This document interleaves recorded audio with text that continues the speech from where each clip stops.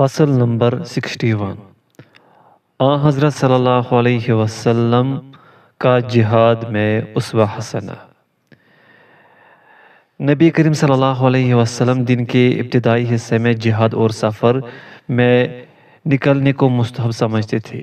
اگر ابتدائی حصے میں لڑائی کی نوبت نہ آتی تو پھر زوال شمس کے بعد لڑائی شروع کرتے۔ جب ہوائیں چلنے لگتی اور نصرت خداوندی کا نزول ہوتا، صحابہ کرام سے فرار نہ ہونے کی بیعت لیا کرتے۔ بسا اوقات آپ صلی اللہ علیہ وسلم نے موت پر بھی بیعت لی ہے اور فتح سے قبل ہجرت پر بیعت لی ہے، اللہ کی توحید اور اس کے رسول کی اطاعت پر بیعت لی ہے۔ فقراء صحابہ سے اس بات پر بیعت لی ہے کہ وہ کسی سے کچھ نہ مانگیں گے۔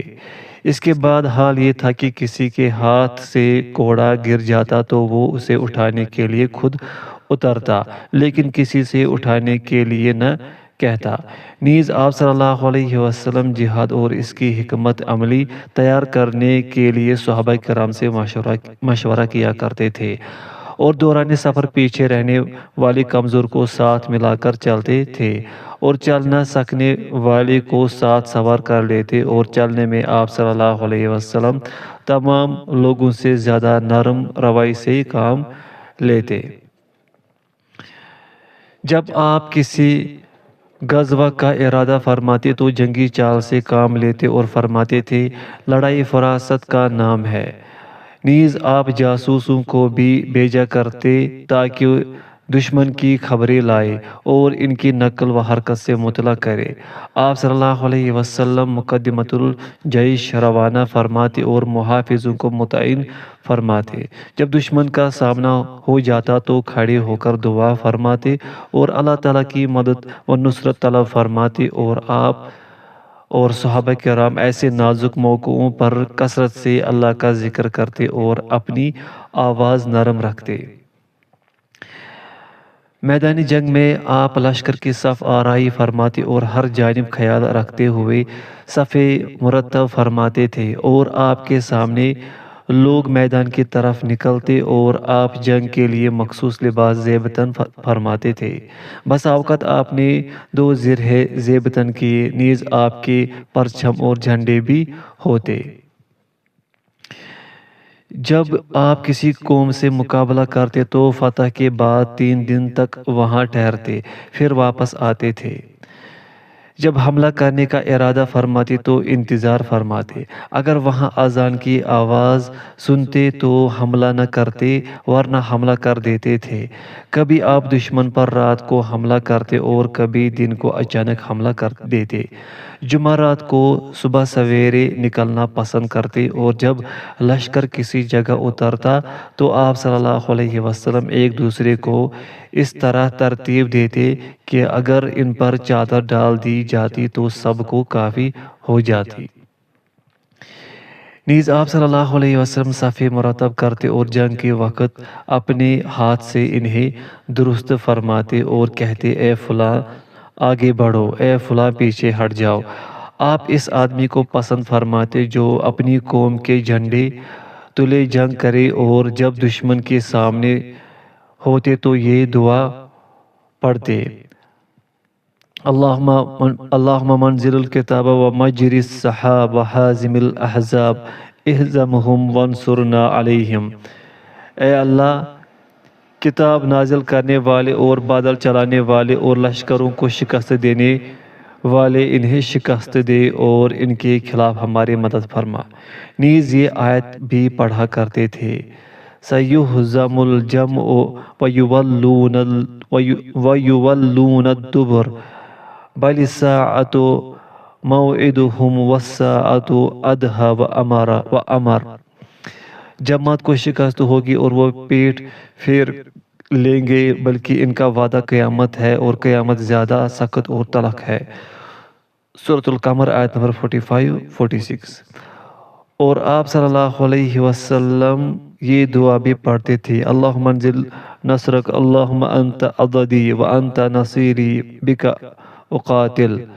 اے اللہ اپنی مدد نازل فرما، اے اللہ تو میرا بازو ہے، تو میرا مددگار ہے، تیرے ہی سہارے سے میں جنگ کرتا ہوں۔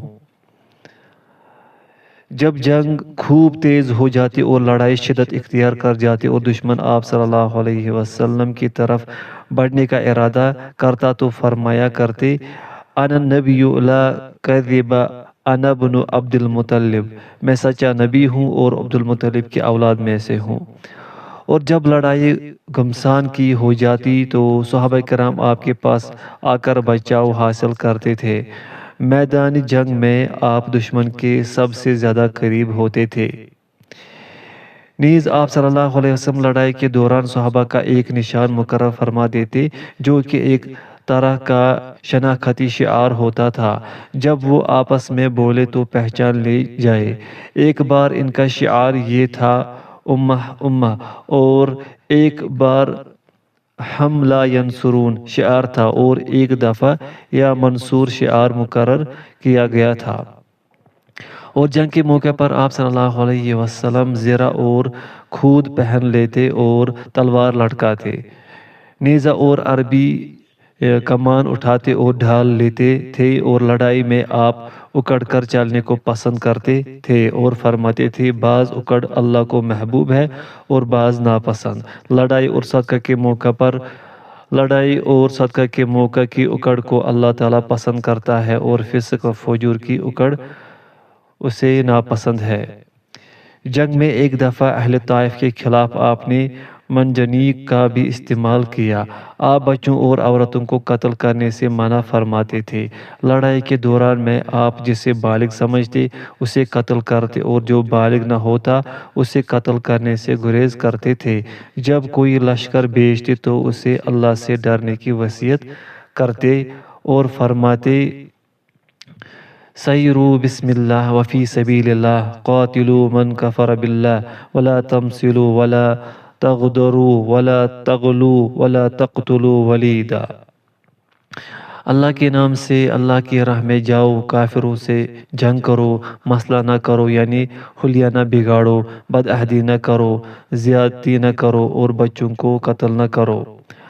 آپ صلی اللہ علیہ وسلم قرآن لے کر دشمن کی سرزمین میں جانے سے منع کرتے تھے، اور آپ لشکر کے امیر کو حکم دیتے کہ دشمن سے جنگ کرنے سے قبل اسے دعوت دی جائے، یا اسلام اور ہجرت قبول کر لے یا ہجرت کے بغیر محض اسلام قبول کر لے، لیکن اس صورت میں وہ مسلمانوں کی طرح غنیمت کا حقدار نہ ہوگا، اور یا پھر جزیہ ادا کرے۔ اگر یہ شرائط قبول ہو تو ٹھیک، ورنہ اللہ سے مدد و نصرت کی امید کرتے ہوئے ان سے جہاد کرو۔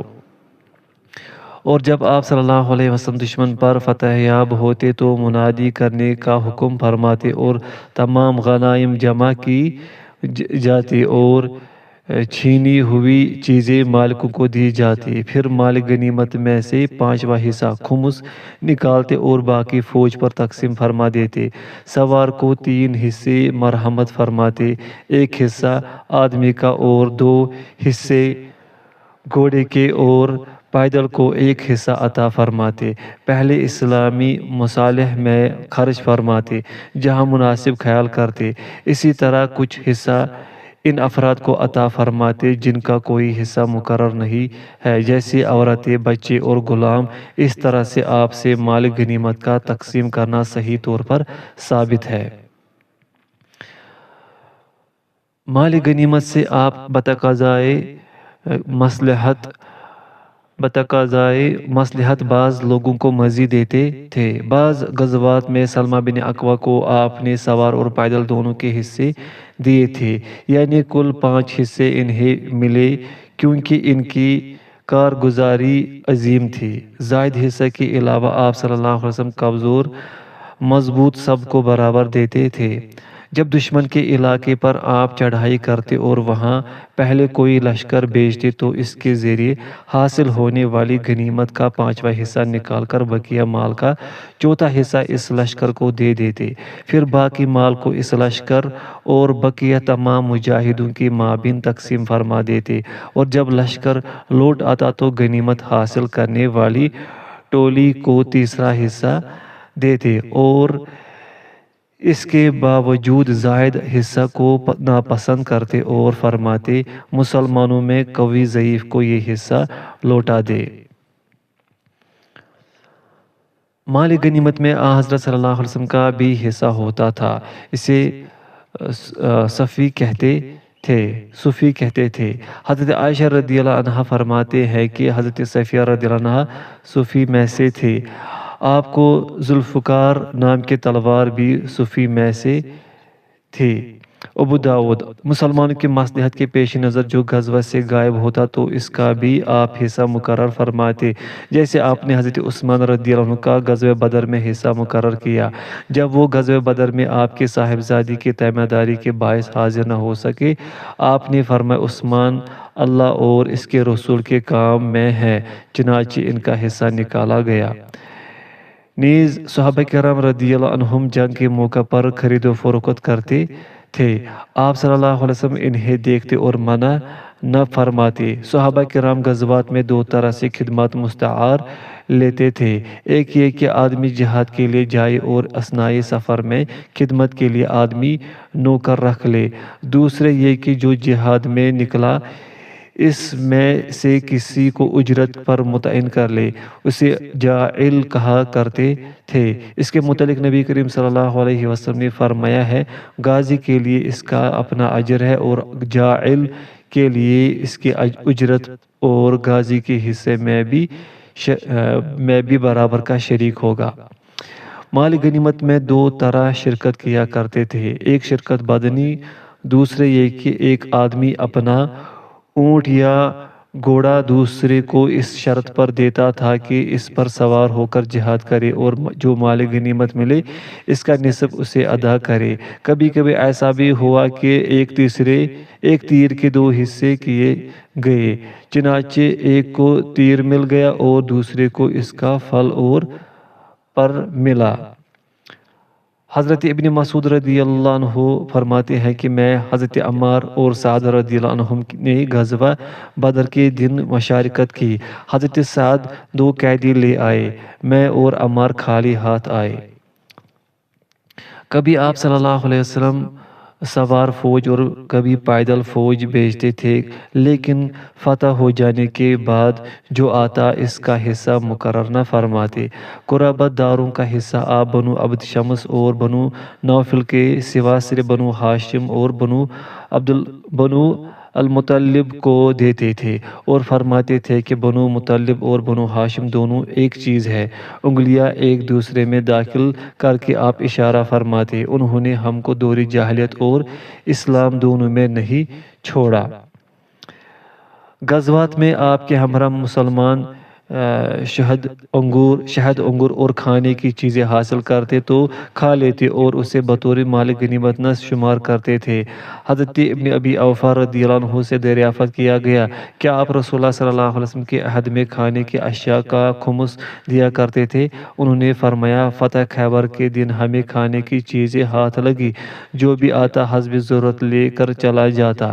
بعض صحابہ سے مروی ہے کہ ہم غزوات میں اخروٹ کھا لیا کرتے تھے اور تقسیم نہ کرتے تھے، یہاں تک کہ ہم اپنے سامان سفر کے پاس آتے اور اسے بھرا ہوا پاتے۔ آپ صلی اللہ علیہ وسلم نے مال غنیمت پر لوٹ مار کرنے اور غزوات میں دشمن کی ناک کان کاٹنے سے بھی منع فرمایا ہے۔ آپ نے فرمایا مال غنیمت میں لوٹ مار کرنے والا ہم میں سے نہیں۔ نیز آپ نے مال غنیمت کے جانور پر سواری کرنے کی ممانعت فرمائی کہ جب کمزور ہو جائے تو لوٹا دے، اور اس طرح مال غنیمت میں سے لباس پہنے کے جب پرانا ہو جائے تو لوٹا دے، البتہ حالت جنگ میں اس سے استفادہ کرنے کی ممانعت نہیں فرمائی۔ مال غنیمت میں خیانت سے آپ انتہائی سختی سے ممانعت کرتے اور فرماتے تھے یہ قیامت کے دن اس کے مرتکب پر باعث عار، باعث آگ اور باعث رسوائی ہوگی۔ جب آپ کا غلام مدعم زخمی ہوا تو بعض صحابہ نے کہا کہ اسے جنت مبارک ہو۔ آپ صلی اللہ علیہ وسلم نے فرمایا ہرگز نہیں، قسم اس ذات کی جس کے ہاتھ میں میری جان ہے، خیبر کے دن مال غنیمت کی تقسیم سے پہلے جو چادر اس نے لی تھی وہ آگ بن کر اس پر بھڑک رہی ہے۔ یہ سن کر ایک شخص 2 تسمے لے آیا۔ آپ نے فرمایا کہ 1 یا 2 تسمے بھی آگ ہو جائیں گے۔ جب آپ صلی اللہ علیہ وسلم کے سامان کی نگہبان کا انتقال ہو گیا تو آپ نے اس کے متعلق فرمایا وہ جہنم میں ہے۔ لوگ اس کو دیکھنے گئے تو اس نے ایک ابا چرا رکھی تھی۔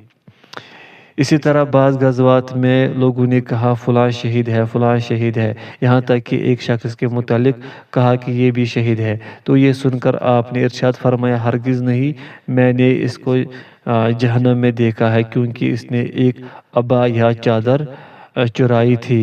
پھر آپ نے فرمایا اے ابن خطاب، لوگوں میں جا کر 3 بار یہ اعلان کر دو کہ جنت میں صرف مومنین ہی داخل ہوں گے۔ جب مال غنیمت حاصل ہوتا تھا تو آپ صلی اللہ علیہ وسلم حضرت بلال کو حکم دیتے تھے کہ لوگوں میں اعلان کرو کہ اپنا مال غنیمت لے کر حاضر ہو، تو آپ خمس نکالنے کے بعد اسے تقسیم فرما دیتے تھے۔ ایک دفعہ ایک شخص اس منادی اور تقسیم کے بعد ایک بار والی لگام لے کر حاضر ہوا تو آپ نے فرمایا تم نے بلال کی منادی نہیں سنی؟ اس نے کہا سنی تھی۔ آپ نے فرمایا پھر کیوں نہیں لے کر آئے؟ اس نے معذرت چاہی تو آپ نے کہا اب تو تم اسے قیامت کے دن لے کر آؤ گے، میں اسے ہرگز قبول نہیں کروں گا۔ آپ نے مال غنیمت میں چوری کردہ مال کو جلا دینے کا حکم فرمایا۔ اسی طرح آپ کے دونوں خلفاء نے ایسا ہی کیا اور خائن کو مارا بھی گیا۔ علماء کا قول ہے کہ یہ ان احادیث سے منسوخ ہے جو مذکور ہوئے، کیونکہ ان میں جلانے کا ذکر نہیں۔ بعض علماء کا قول ہے کہ ایسا کرنا ایک طرح کی تعزیر اور مالی سزا ہے جس کا تعلق مصلحت کے مطابق ائمہ کے اجتہاد سے ہے، جیسا کہ شراب پینے والوں کو تیسری۔ فصل نمبر 62 آن حضرت صلی اللہ علیہ وسلم کا قیدیوں کے ساتھ معاملے کا طریقہ۔ جنگی قیدیوں میں سے بعض کو اجرا احسان آپ صلی اللہ علیہ وسلم رہا کر دیتے تھے اور بعض سے فدیہ لے لیتے اور چھوڑ دیتے، اور بعض کو قتل کروا دیتے اور بعض کو مسلمان قیدیوں کے عوض میں رہا کر دیتے تھے۔ حسب تقاضائے مصلحت آپ نے یہ تمام صورتیں اختیار فرمائے۔ حضرت انصار نے اجازت چاہی کہ رسول اللہ صلی اللہ علیہ وسلم کے چاچا حضرت عباس رضی اللہ عنہ سے فدیہ کی رقم نہ لی جائے۔ آپ نے فرمایا کہ 1 درہم بھی نہ چھوڑا جائے۔ حوازن کے قیدیوں کو آپ صلی اللہ علیہ وسلم نے تقسیم کے بعد واپس کر دیا تھا اور غنیمت کے مستحق صحابہ نے اسے بخوشی منظور کر لیا تھا۔ جن لوگوں کو کچھ تردد تھا انہیں آپ صلی اللہ علیہ وسلم نے فی کس کے عوض 6 حصے دیے۔ امام احمد رحمۃ اللہ علیہ نے حضرت ابن عباس کی حدیث نقل کی ہے کہ کچھ قیدی ایسے تھے جن کے پاس فدیہ دینے کے لیے مال نہ تھا، تو نبی کریم صلی اللہ علیہ وسلم نے ان کا فدیہ یہ مقرر فرمایا کہ وہ انصار کے بچوں کو لکھنا سکھا دے۔ اس سے معلوم ہوا کہ مال کے علاوہ کسی کام کو بھی فدیہ قرار دیا جا سکتا ہے۔ آپ صلی اللہ علیہ وسلم کے اور صحابہ کے طرز عمل سے یہ ثابت ہے کہ عرب قیدیوں کو غلام بنایا اور لونڈیوں کو خرید کر صحبت کرنا صحیح ہے۔ اسلام کی شرط اس میں نہیں ہے۔ رسول اللہ صلی اللہ علیہ وسلم باندی سے اس کے بچے کو علیحدہ کرنے سے منع فرماتے تھے اور فرمایا کرتے جو ماں اور اس کے بچے کے درمیان جدائی ڈالے گا قیامت کے روز اللہ اس کے اور اس کے محبوب کے درمیان جدائی ڈال دے گا۔ ایک گھرانہ کے سبھی لوگوں کو عطا فرماتے تاکہ ان میں جدائی نہ پیدا ہو۔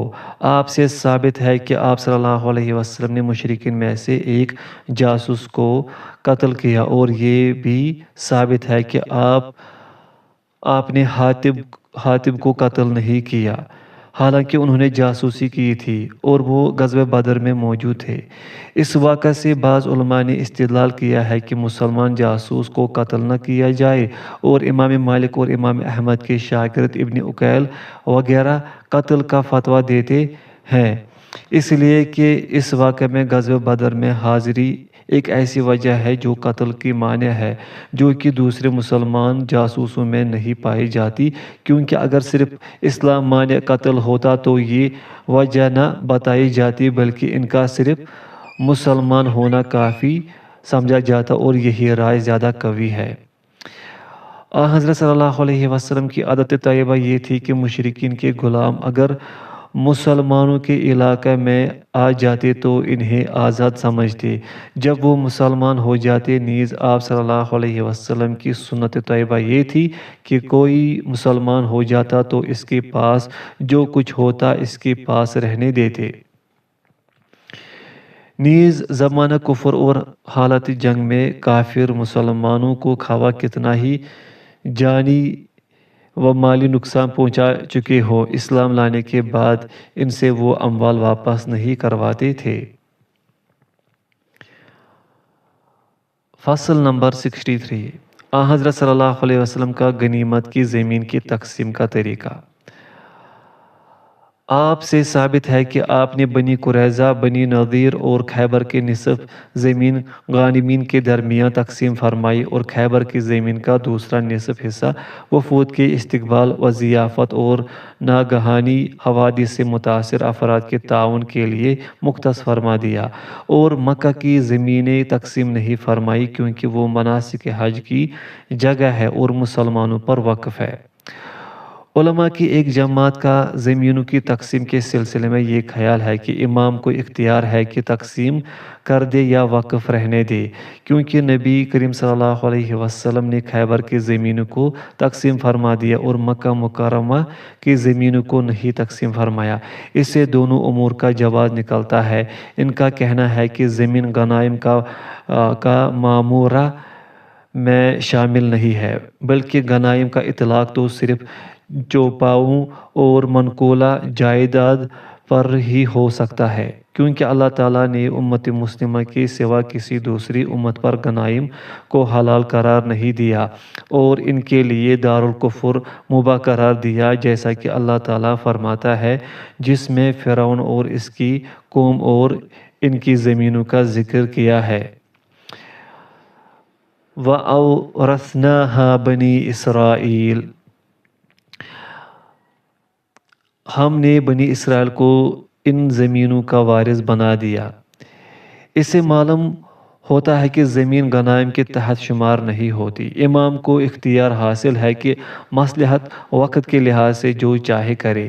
جناب رسول اللہ صلی اللہ علیہ وسلم نے تقسیم بھی کیا اور ترک بھی کیا، اور حضرت عمر رضی اللہ عنہ نے تقسیم نہیں کیا بلکہ اس طرح رہنے دیا اور اس پر دوامی ٹیکس عائد کر دیا تاکہ امور جنگ میں اس سے مدد لی جا سکے، اور زمین کے وقف کا یہی مفہوم ہے، نہ یہ کہ اس سے ملکیت کی منتقلی ناجائز ہے بلکہ اس کی بائع جائز ہے، جیسا کہ امت کا تعامل ہے، اور علماء کا اس بات پر اجماع ہے کہ ایسی زمین کی وراثت جائز ہے۔ امام احمد نے وضاحت کی ہے کہ ایسی زمین کو مہر میں دیا جا سکتا ہے، اور وقف کو بیچنا اس لیے ممنوع ہے کہ اس سے جن پر وقف کیا گیا ہے ان کا حق ضائع ہو جاتا ہے، اور فوجیوں کو خراج کی زمین میں حق ہوتا ہے جو باعث باطل نہیں ہوتا۔ اس کی نظیر مکاتب غلام کی بیع ہے، اس کے اندر کتابت سے حریت کا سبب منعقد ہے، اس لیے وہ مشتری کی طرف مکاتب ہی منتقل ہوگا جیسا کہ بائع کے پاس تھا۔ رسول اللہ صلی اللہ علیہ وسلم نے مشرکین کے درمیان کسی مسلمان کی رہائش کو ممنوع قرار دیا ہے اگر وہ وہاں سے ہجرت کر سکتا ہو، اور فرمایا کہ میں ہر مسلمان سے بیزار ہوں جو کہ مشرکین کے درمیان رہائش پذیر ہے۔ عرض کیا گیا، یا رسول اللہ صلی اللہ علیہ وسلم کیوں؟ فرمایا کہ کیا تو انہیں دیکھ نہیں رہا، یعنی اس کے دوزخی ہونے کو؟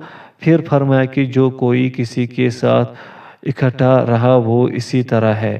مزید فرمایا، جب تک توبہ منقطع نہیں ہوتی اس وقت تک ہجرت منقطع نہ ہوگی، اور جب تک سورج مغرب سے نہیں نکلتا اس وقت تک توبہ منقطع نہ ہوگی، اور مزید فرمایا عنقریب ہجرت کے بعد ہجرت ہوگی، اس لیے زمین پر سب سے بہتر وہ لوگ ہیں جو حضرت ابراہیم علیہ السلام کے مقام ہجرت سے پیوست رہے، اور زمین پر شریر لوگ باقی رہ جائیں گے اور وہ انہیں پھینک دیں گی۔ اللہ تعالیٰ بندروں اور سوروں کے ساتھ ان کا حشر